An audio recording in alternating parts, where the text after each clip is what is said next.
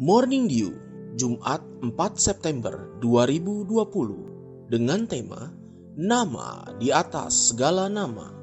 Shalom, selamat pagi. Wahyu 19 ayat 11 dan ayat ke-13. Lalu aku melihat sorga terbuka. Sesungguhnya ada seekor kuda putih dan ia menungganginya, bernama Yang Setia dan Yang Benar.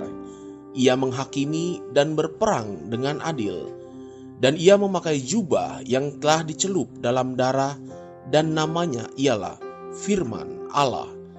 Tidak ada keraguan-raguan sama sekali tentang siapakah Yohanes sebenarnya sedang berbicara, yaitu tentang Yesus Kristus yang sudah menang dan memerintah atas seluruh surga dan segalanya.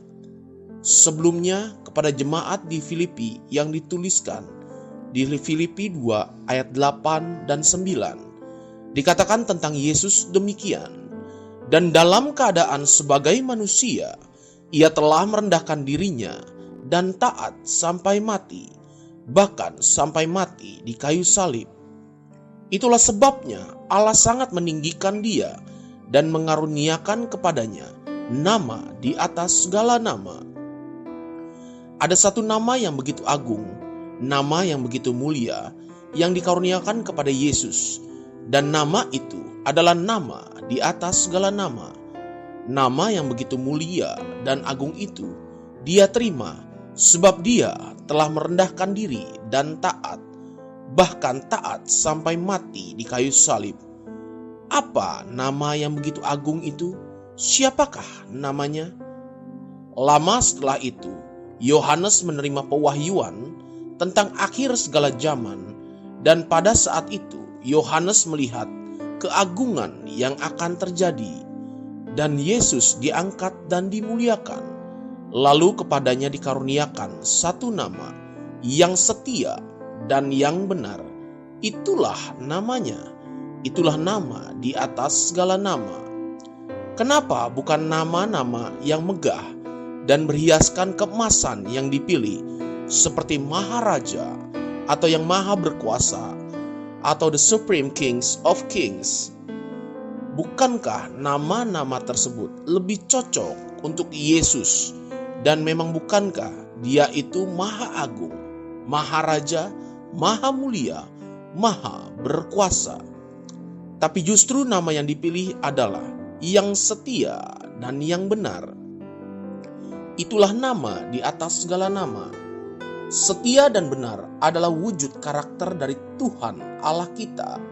Begitu berharganya dan begitu luhurnya karakter itu, sehingga Allah pencipta langit dan bumi, penebus dosa semua umat manusia, memilih untuk mengangkat tinggi karakter ini, setia dan benar. Jika kita renungkan sejenak, bukankah ini juga dua karakter manusia yang paling luhur? Setiap wanita dan setiap pria mengidam-idamkan seorang pasangan hidup yang setia dan benar lebih dari yang lain-lainnya. Setiap orang tua berdoa dan berharap agar anak-anaknya hidup benar dan selalu menjadi pribadi yang setia. Yohanes pada masa tuanya bahkan menuliskan kesaksian demikian. 3 Yohanes 1 ayat yang keempat, bagiku tidak ada sukacita yang lebih besar daripada mendengar bahwa anak-anakku hidup dalam kebenaran. Setiap perusahaan menaruh bobot sangat tinggi bagi karyawan yang memiliki karakter setia dan benar. Keduanya akan membangun pribadi yang berintegritas. Warren Buffett berkata, jika saya mencari orang untuk posisi yang sangat kunci dan berpengaruh di perusahaan saya, maka saya akan cari 3 hal dari seseorang. Yang pertama, pintar. Kedua, rajin. Dan ketiga, berintegritas. Jika yang nomor 3 tidak ada, maka 2 yang pertama akan merampok dan membuat engkau hancur.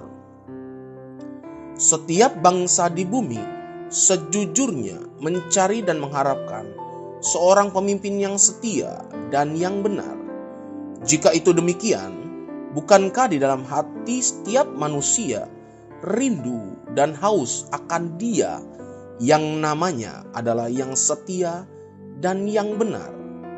Bukankah sepantasnya kita pun terus mengejar kesetiaan dan kebenaran? 1 Timotius 6 ayat yang ke-11.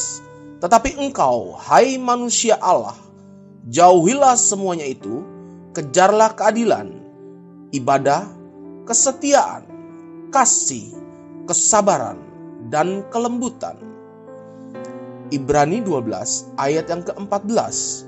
Berusahalah hidup damai dengan semua orang dan kejarlah kekudusan, sebab tanpa kekudusan tidak seorang pun akan melihat Tuhan. Mari kita berdoa. Bapa Surgawi yang sangat aku kasihi, aku rindu terus belajar dan terus dibangun menuju kepada Dirimu. Sebab Engkau setia dan benar.